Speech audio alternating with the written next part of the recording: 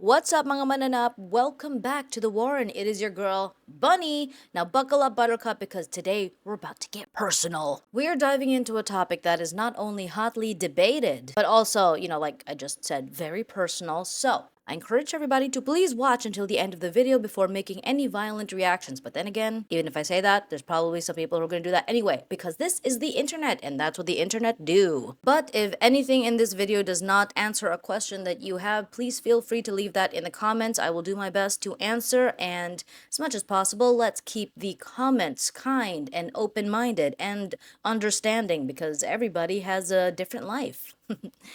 Anyway, yeah. But if you find yourself 100% disagreeing with the topic of this video and aren't exactly in a listening mood, then you can always click away. Because this video is for people who are curious about the operation, who are thinking about having it done, or who just kind of want to know about it. And I am not here to argue with anybody or debate any beliefs because it's a little too late for that. One last disclaimer is I am not encouraging anybody to do the exact same thing. I just did this because it is exactly what I needed. It is what suits my lifestyle, and everybody else can have a different opinion and different decision. Because make no mistake, it took years and years of consideration and thinking and pondering for me to reach this conclusion, and consultations with medical professionals, of course, before I finally got the chance to get my tubes permanently removed. Fallopian tubes, that is, if you weren't really sure what kind of tubes they were. Let's start with a quick biology lesson. This is a uterus. I have one. Doesn't look exactly like that, probably. I don't know. And these bits over here are the ovaries where the eggs like to hang out. And once a month, one of those eggs gets kicked out. And it will pass through the fallopian tube to get to the uterus. If the egg doesn't get fertilized, it dies a lonely death and makes a fiery, dramatic escape. I'm sure there are people watching this who are very familiar with that.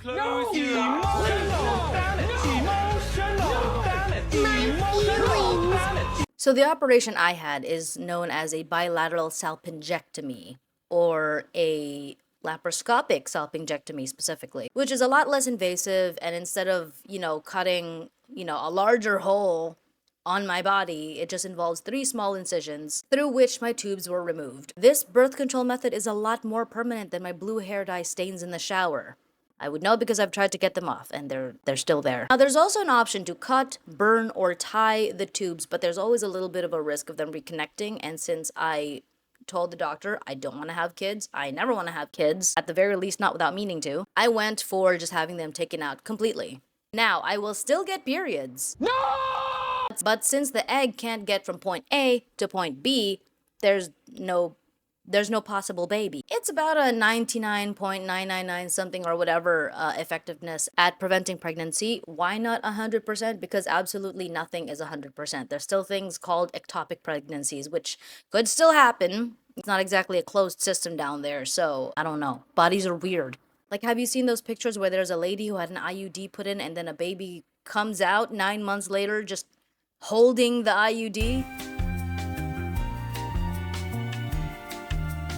So let's get to the meaty parts of, I hate that I said that. Oh my God. Let's get to the part where, that you're probably most curious about. Why did I do this? Well, I have a lot of reasons. So many reasons, as a matter of fact. Each reason could be made into its own video, but I'm gonna try to keep it short and sweet. Number one is, the state of the world with, the economy being the way it is right now, climate change, median housing prices, doing that one musical number from High School Musical.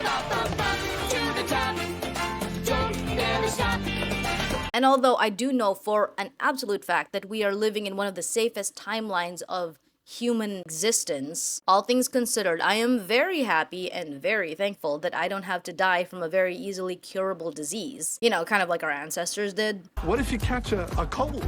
We go over to the dying holes and we die. But at the same time, seeing the state of the world right now, I don't really want to bring another person into the mix.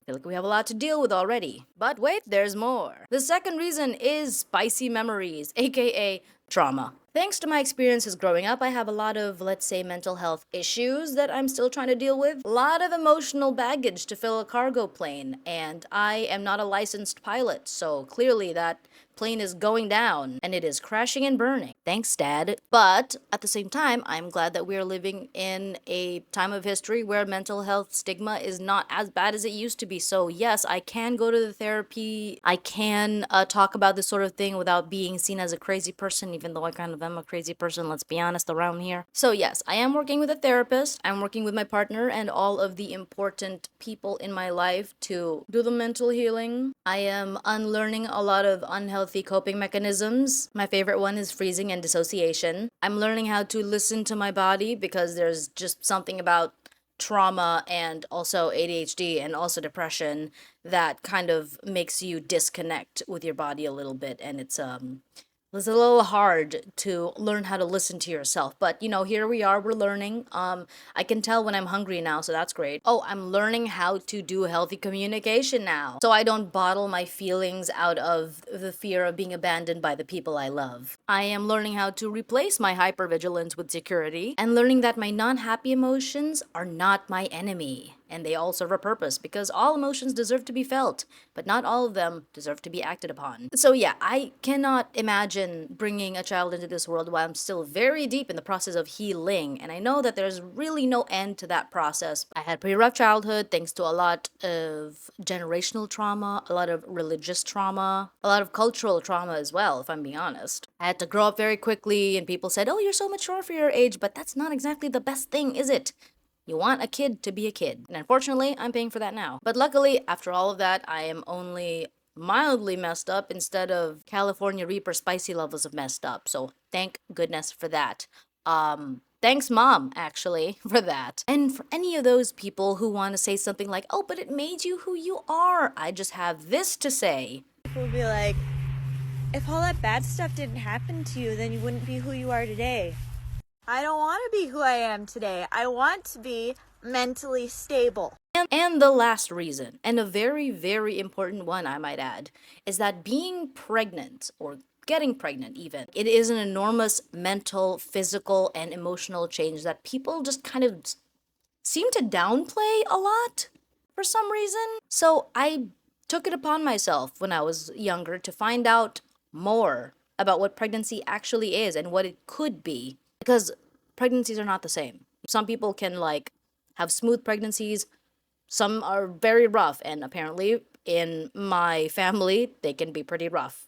So yeah, other than your body changing, your hormones, your moods, your overall health, depending on the pregnancy, it could be easy peasy lemon squeezy, or it could be difficult lemon difficult. I asked my mom how her pregnancies went. And let's just say that I'm not trying to get in line for that. I'm not going to elaborate too much on this because there is a ton of information out there that can tell you things way better than I can. And, that's not exactly the focus of this video right now. I've been very convinced that this is just not for me. Oh, and postpartum depression, that's another thing. That is another very, very huge thing. I already have a hard time dealing with regular depression, okay? I'm not trying to get myself the latest Depression 15 Pro Max 5G. That was a really lame joke. So yes, considering all of these reasons, plus the addition of the post-nut clarity that I had after exiting a very toxic relationship when I was 21, I thought, you know what? Maybe that's not for me. These tubes have gotta go. But then here's where it got tricky. It wasn't until I moved to the US and got married that I was able to do just that. Because as many of you are well aware, the Philippines is a very largely religious nation, and it's very frowned upon and even forbidden in most larger medical institutions to even have that done. Even if you are, even if you are in control of your own body, even if you're not married, they're all like, hey, you're not married, you don't have kids, you don't have a husband to sign off on this, you're not gonna get that done. You're just not. And I've tried. I've gone to a lot of different places, and although a lot of the female doctors that I've spoken to were very empathetic to what I wanted and said that, yeah, you should be able to do this if you really want to, but unfortunately, our hands are tied and we can't do it. And while I understand that people can hold their religious beliefs very dear, and, that's a wonderful thing to have, is, something to believe in, those beliefs should only apply to the believer themselves and not to the other people around them, especially if they're forced. Because reproductive rights are human rights. And we should all have the freedom, obviously, to choose and exercise our autonomy over our bodies. I mean, even birth control is taboo as a subject back in the Philippines. Not so much anymore. We still have a bit of a long way to go, but we are making strides as a nation, and I am very proud of us collectively for that. With that out of the way, let me tell you about what the experience was like. Since it was my first surgery where I was absolutely guaranteed to be KO'd for the entire procedure, I was totally fine with it. Like, I was chill, I wasn't even nervous at all. As long as I'm knocked out before you brandish a scalpel at me, I'm good. I don't like needles though. This whole thing was worth facing it head on because, yes, I have a bunch of tattoos. You don't see them right now, but I do. But I still don't like needles. If it's going inside me, I don't like it. So after getting signed in at the hospital where I was going to get my procedure and getting my vitals done, I got to put on some designer hospital wear and had my first meal since 8 p.m. the night before, which was a bunch of pills to help me with pain, nausea, and swelling. 10 out of 10, very tasty, would recommend. Side note, everybody who I spoke to was incredibly kind and friendly. And I absolutely just loved the vibe. I would totally hang out there of my own volition if I could, but then I would be bothering people. So I got my blood drawn for labs, and then I was led to a waiting room where I made friends with a very lovely Puerto Rican lady. She was super lively and made me laugh a lot. As a matter of fact, she had a lot more energy than I did, and I want to be her when I grow up. She even said that generally she didn't like tattoos because, she had that connection of like, tattoos means like gangster or something like that because they're always like these boorish, not very well done tattoos, but she really liked mine because they were so pretty. So shout out to all my tattoo artists. I will link their Instagrams below, so check them out. Instagrams, is that even a word? Needless to say, she became my bestie. We don't remember each other's names, but we just kept calling each other bestie, which was super adorable because she was 68 and she was vibing. Shortly after, I was led to another room where, there were a bunch of those like rolling hospital beds like you see in the telenovela. Got my IV in, and before I knew it, I was being pushed into the operating room. And yes, I did go wee when they were pushing me. It made someone laugh. I have no idea who it was laughing though. Now, I don't remember much about the operating room, but it looked very sterile. But I do know that someone told me to count back from 10 to 1, and I literally went 10, and then I woke up in the recovery room. So, just woke up from my surgery. Throat is sore, but they gave me an otter pop. Very first one I've ever had. It's good. So one of the nurses asked how I felt, and then she brought me guava juice and applesauce. This is where I find out that apparently anesthesia makes you generally very loopy, and there are various reactions to it, but mine turned out to be the emotional one. I'm a crier. Every single time someone asked me how I was doing or, if I needed anything, I would just be, just anything remotely caring. I was all tearing up and being like, I'm doing well, thank you, you're so nice. Oh my God, so embarrassing. And then my husband had to come over and make it worse by bringing me snacks and flowers. And then it was all over. I was a mess. I was so emotional until we got home like an hour later because I started texting all of my friends and telling them how much I love and appreciate them. Somebody should have taken my phone away from me. I was literally telling them, I just want you to know that I treasure you and I'm happy that you're part of my life. oh my God, healthy communication, am I right? So it took about a week for me to start feeling normal again. And then having to be very careful with my movements. I had to wear I call it my medical corset. It was pretty much just like this huge gauze pad, like a Band-Aid or whatever. Bandage? I don't know. I had to wrap it around my torso. And it was basically a medical corset. That's what it was. I'm trying to remember when I had it done. Anyway, it was months ago. The scars are healing really nice. Eventually, they're going to disappear completely. About a month after that, I started going back to the gym and, really pushing myself so I can finally become the muscle mommy that I am destined to be. It's been working so far. That was the entire procedure. That's how it went for me, and I hope that for most people who were having this operation, it happened just as nicely, if not nicer. Burning question, do I just not want kids ever? All I know is that I'm 100% sure that I don't want to be the one pregnant and bearing the child. I really don't. Like, that's just a non-negotiable to me at this point.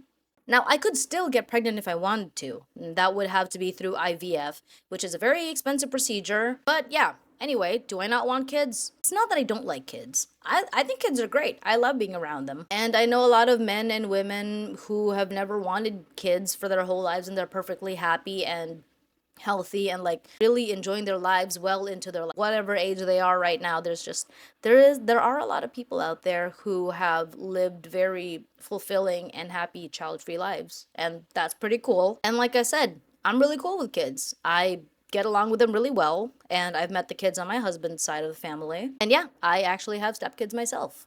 I've met them a few times when we fly over to visit, all the in-laws at the same time, at least twice a year. I get to bond with them. I get to hang out with them a little bit. We end up playing a lot of, there's this thing that the kids, the young whippersnappers of today like called Roblox. And so I have like 3 Roblox accounts now for that specific reason, just to hang out with them. Teaching them how to play Minecraft. They know quite a bit, but, I could teach them a thing or two, being one of the OGs, What else? They like to draw. We've had a few birthday parties that we celebrated together, which is pretty fun. But yeah, Roblox. I don't understand it that much, but they seem to be having fun, so that's enough for me. I also believe that majority of children are a lot smarter and more capable than most people kind of give them credit for. And a lot more than they can express because, being a kid usually means having a limited vocabulary. But yeah, give them the right balance of time, guidance, space, and then trust to grow as an individual without coddling or neglecting them. There's a balance that has to be struck here. They will impress you. And I also have a hell of a lot of respect for anybody who has carried and birthed a child, because that shit ain't easy. And the single parents just trying to make things work, and everybody, and I mean everybody, who can make the world a better place for at least one kid. Now, I may not want my own biological children, but I sure as hell would love to be a safe adult for any child who is in my life. So I'm very open to being a cool auntie for, auntie is such a weird word for me. I still prefer tita. But yes, I will do my best to be a safe adult because, we've all had that adult in our lives, haven't we? And I strive to be an adult that I would have needed when I was a kid, like someone who I could trust. Which obviously I could always trust my mom, but there's also as we grow up, there are other adults that we meet in our lives that kind of help facilitate our growth into, autonomous beings. Now, I've heard this many times, and people have tried to debate this with me that, parenting is the greatest joy in the world, and there's absolutely nothing like it. It fulfills your purpose in life. It's what you were meant to do. Biologically, you are here to procreate.